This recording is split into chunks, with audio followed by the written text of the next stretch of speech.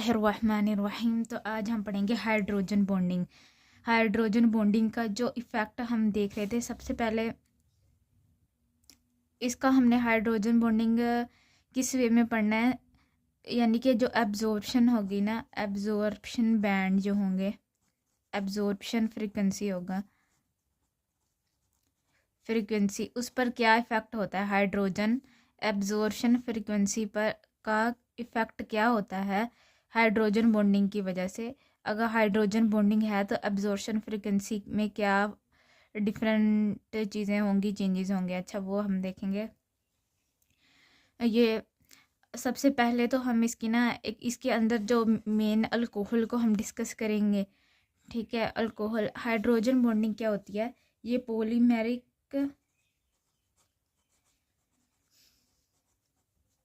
Polymeric association होगा इन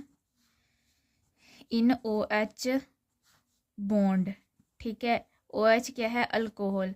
alcohol के अंदर जो हाइड्रोजन बॉन्डिंग होंगी, यानी कि ये दो अल्कोहल होंगे ना, एक ये हो गया और दूसरे वाला ये हो गया, और इनके दरमियान जो पॉलीमेरिक एसोसिएशन है, तो उस तरह से अगर यहाँ से एक और ओ एच लग जाता है तो इसको हम हाइड्रोजन बॉन्डिंग कहेंगे।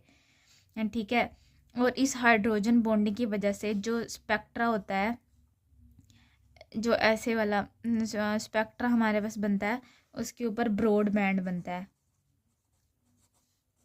क्या बनता है, ब्रॉड बैंड। अब हम एक ग्राफ देखेंगे, उसका एनालिसिस करेंगे। उसके अंदर एग्जांपल है 1 ब्यूटानॉल की। ठीक है, देखो ये वो ग्राफ है 1 ब्यूटानॉल।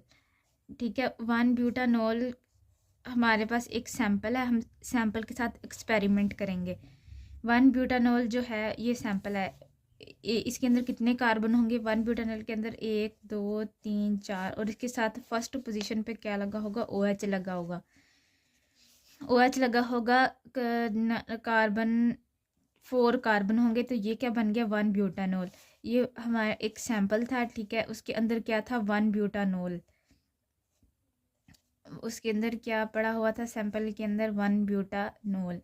ठीक है, अगर तो हम इसके अंदर पोलर सोलवेंट ऐड करेंगे तो क्या होगा, पोलर सोलवेंट ऐड करने से और नॉन पोलर सोलवेंट ऐड करने से। सबसे पहले पोलर सोलवेंट ऐड करेंगे और उसको पोलर सोलवेंट जब 1 ब्यूटानॉल के अंदर ऐड किया तो हमें क्या देखने को मिला स्पेक्ट्रा पे, कि ये जो देखेंगे लिखा हुआ है लिक्विड फिल्म, यानी कि जब इसके अंदर 1 ब्यूटानॉल के अंदर पोलर सोलवेंट ऐड किया तो ये लिक्विड फिल्म कौन सी है, ए वाली है, ये जो ऐसे बन रही है, डॉटेड लाइन वाली नहीं, दूसरी। तो ये एक ब्रॉड सी बैंड बन गया। ठीक है, ब्रॉड बैंड बन गया। वो ब्रॉड बैंड जो बना है वो 33 से, यहाँ से पीक शुरू हो रही है फिर आगे जा रही है।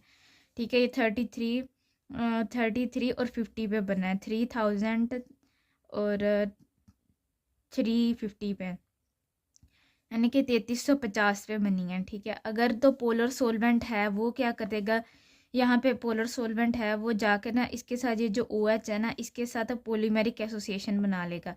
यानी पोलर सोलवेंट मतलब कि इसके साथ बॉन्ड बनाएगा, अटैच हो जाएगा, एसोसिएट हो जाएगा। अंदर भी पोलर है, बाहर भी जो सोलवेंट है वो भी पोलर है, तो जाके वो एसोसिएट हो जाएंगे, तो एक दूसरे के साथ यहाँ पे हाइड्रोजन बॉन्डिंग हो जाएगी। तो हाइड्रोजन बॉन्डिंग हो जाएगी। पहले हम पोलर सोलवेंट की डिटेल लिख लेते हैं। वो कह रहे हैं कि अगर उसके अंदर जो लिक्विड फिल्म होगी ना, उसके अंदर हमने पोलर सोलवेंट ऐड किया, पोलर सोलवेंट। ठीक है, पोलर सोलवेंट ऐड किया और जो ब्रॉड बैंड बना उसकी फ्रिक्वेंसी क्या होगी, यहाँ पे 33 और 50 होगी, 33 50 रेसिप्रोकल सेंटीमीटर। और ये ब्रॉड बैंड किस वजह से बना, ये बना है ओ एच की जो स्ट्रेचिंग थी ना, उसके अंदर क्या थी, हाइड्रोजन बॉन्डिंग होगी, हाइड्रोजन बॉन्डिंग हो गई। ठीक है, ओ एच स्ट्रेचिंग की हाइड्रोजन बॉन्डिंग की वजह से हमारे पास क्या बन गया, ब्रॉड बैंड बन गया। हाइड्रोजन बॉन्डिंग जहाँ पे होगी वहाँ पे ब्रॉडबैंड बनेगा, ठीक है। और ब्रॉडबैंड बन गया। और वो कह रहे हैं कि वाई हाइड्रोजन बॉन्डिंग, यानी कि हाइड्रोजन बॉन्डिंग किस वजह से होती है, इसका रिजल्ट बताएं। हाइड्रोजन बॉन्डिंग जब हुई, एक मॉलिक्यूल ऐसे था, देखो यहाँ पे ये था ना एक मॉलिक्यूल, ये आ रहा है यहाँ पे कार्बन चेन होगी, इसके साथ लगा हुआ है O, इसके साथ लगा हुआ है H। O के ऊपर पार्शियल नेगेटिव, हाइड्रोजन के ऊपर पार्शियल पॉजिटिव।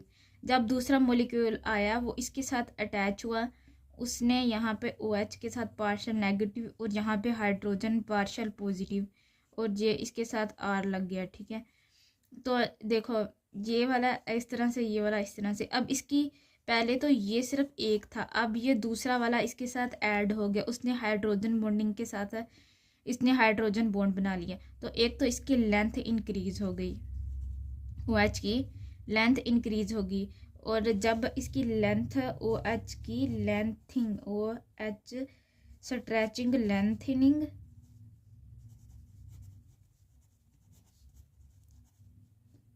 लेंथनिंग, ठीक है। और इस वजह से फोर्स बॉन्ड का जो था ना, फोर्स कांस्टेंट वो क्या हो गया, डिक्रीज हो गया। बॉन्ड का फोर्स कांस्टेंट डिक्रीज हो गया, जिसकी वजह से उसके फोर्स कांस्टेंट के डिक्रीज होने की वजह से वो जो स्ट्रेचिंग वाइब्रेशनल फ्रिक्वेंसी थी, स्ट्रेचिंग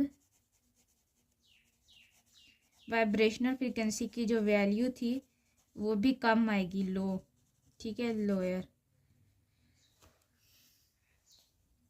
जहाँ पे हाइड्रोजन बॉन्डिंग होगी, सबसे पहली बात वहाँ पे ब्रॉडबैंड आएगा। नंबर 2 पे जहाँ पे हाइड्रोजन बॉन्डिंग होगी वहाँ पे फ्रिक्वेंसी कितनी होगी, 3350 पर, ठीक है। और अगर शार्प की बात करें तो हमने जो लिया हुआ था ना ऐसे एक सैम्पल, ठीक है, उसके अंदर जो सैम्पल था 1 ब्यूटानोल था, 1 ब्यूटानोल। इसके अंदर हमने CCl4 डाला। CCl4 क्या है, CCl4 है नॉन पोलर सोलवेंट, ठीक है। नंबर 1 पॉइंट CCl4 ऐड किया और वो क्या है, नॉन पोलर सोलवेंट है। अब इसके ऐड करने से क्या हुआ, ये एसोसिएट नहीं हुआ उसके साथ एसोसिएट नहीं होगा, ये नॉन एसोसिएटिव वाला सिस्टम हो गया यहाँ पे ना। तो इस जब जो जाके इसके साथ एसोसिएट नहीं हुआ, उसकी वजह से क्या बॉन्ड आया, सॉरी, उसकी वजह से क्या बैंड आया, उसकी वजह से आया शार्प बैंड, ठीक है। शार्प बैंड आया और उसकी फ्रिक्वेंसी क्या सी, 36 और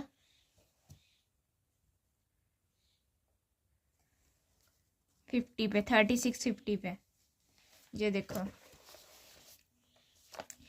ये नंबर जो B है ना, B पे गया, ये जो dilute solution in carbon tetrachloride. अगर तो कार्बन टेट्राक्लोराइड है, देखो यहाँ पे ये डॉटेड लाइन में ये शार्प पीक आ रही है, यानी कि ये शार्प पीक आ रही है और ये है भी कम, तो ये 3650 पे है, ये शार्प बैंड बना हुआ है यहाँ पे।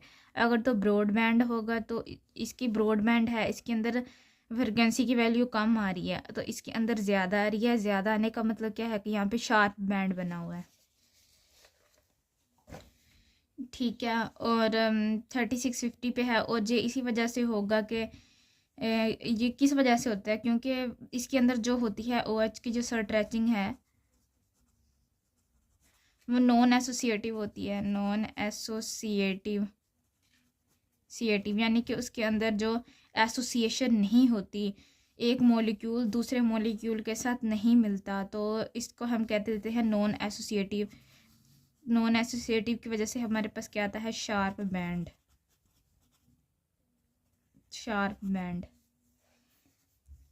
तो अभी तक हमने ब्रॉड बैंड और शार्प बैंड देखा कि क्यों बनता है और इसके पीछे की वजह क्या है, और इसकी एक ये एग्जांपल भी देख ली।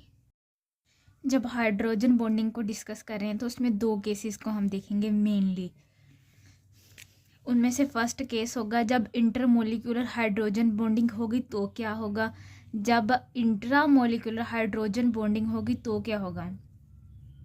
इंटरमोलिक्यूल पता हाइड्रोजन बॉन्डिंग क्या होती है, जब हमारे पास 2 डिफरेंट मोलिक्यूल होते हैं, 2 डिफरेंट मोलिक्यूल, ठीक है। उनके दरमियान में ये जो बॉन्ड बना हुआ है, इस तरह का अगर बॉन्ड बनेगा तो वो इंटर मोलिकुलर बॉन्डिंग होगी। और ये जो इंट्रा मोलिकुलर बॉन्डिंग है ये एक सेम एटम में होती है, जैसे कि ये है, ये ना यहाँ पे पॉलीमेरिक एसोसिएशन हुई हुई है और यहाँ पे हाइड्रोजन बॉन्डिंग हो रही है जो कि इंट्रा मोलिकुलर है, यानी कि एक ही मोलिक्यूल के अंदर है, ठीक है। तो जो इंटर मोलिकुलर बॉन्डिंग होगी वो ब्रॉड बैंड होगा, उसका जो बैंड बनेगा वो ब्रॉड बैंड होगा। जो इंट्रा मोलिकुलर होगा उसका जो बैंड बनेगा वो शार्प होगा, ठीक है। हाइड्रोजन बॉन्डिंग जो है एब्जॉर्शन बैंड में जो अगर तो हाइड्रोजन बॉन्डिंग है, अगर किसी भी मोलिक्यूल की फ्रिक्वेंसी पे अब्जॉर्प्शन आ रही है 325 पे, ठीक है, अगर तो उसके अंदर जब फिर अब्जॉर्प्शन हो हाइड्रोजन बॉन्डिंग हो जाती है किसी मोलिक्यूल के अंदर तो उसकी फ्रिक्वेंसी का गिर जाती है 310 पे। तो इसका क्या मतलब है कि जो एब्जॉर्प्शन बैंड के अंदर चेंजेस हुई, चेंजेस होने का मतलब क्या है कि इंटर मोलिकुलर हाइड्रोजन बॉन्डिंग है, यानी कि वहाँ पे हाइड्रोजन बॉन्डिंग हुई है। और जो शार्प पीक है वहाँ पे अनचेंज रिमेन अनचेंज होगी। और शार्प पीक में ना एक हम एग्जांपल देख लेते हैं मिथाइल सैलिसाइलेट साइलेट का, ठीक है। इसके अंदर ये वाली इसका स्ट्रक्चर होगा और ये वाली बॉन्डिंग हुई है इसके अंदर। अब वो कह रहे हैं कि अगर हम एक ऐसे सैंपल के तौर पर मिथाइल सैलिसिलेट को लेते हैं, इंटर मोलिकुलर हाइड्रोजन बॉन्डिंग जिसमें हो, इंट्रा मोलिकुलर हो, ठीक है, उसके अंदर अब पोलर सोलवेंट ऐड करेंगे, सोलवेंट और नॉन पोलर सोलवेंट ऐड करेंगे।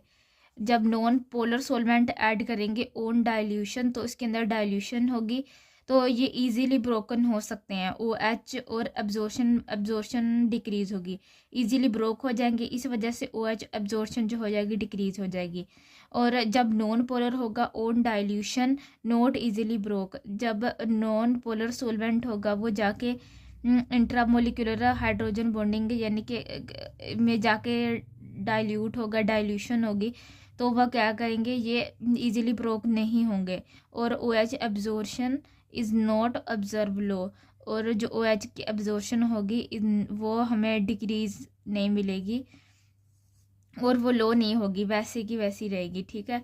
और इस तरह से ये हो गया। और ये जो OH है ना इसके अंदर जो OH की स्ट्रेचिंग फ्रिक्वेंसी है ये तो कम होगी, स्ट्रेचिंग फ्रीक्वेंसी तो कम होगी इसके अंदर, लेकिन जो कार्बन डबल बॉन्ड ऑक्सीजन है इसकी भी स्ट्रेचिंग फ्रीक्वेंसी वाइब्रेशनल जो फ्रीक्वेंसी होगी ये भी लो होगी। C डबल बॉन्ड O को भी इफेक्ट करेगी, इंटरमोलिकुलर जो होगी इंट्रामोलिकुलर हाइड्रोजन बॉन्डिंग्स, और OH को भी इन्फेक्ट करेंगी और C डबल बॉन्ड O वाले बॉन्ड को भी इन्फेक्ट करेंगी। क्योंकि जब ये कार्बन डबल बॉन्ड ऑक्सीजन है ये ना इसको सिंगल बॉन्ड करैक्टर को इंक्रीज कर देगा। जब हाइड्रोजन बॉन्डिंग होगी तो क्या होगा, कार्बन डबल बॉन्ड ऑक्सीजन का सिंगल बॉन्ड करैक्टर इंक्रीज हो जाएगा।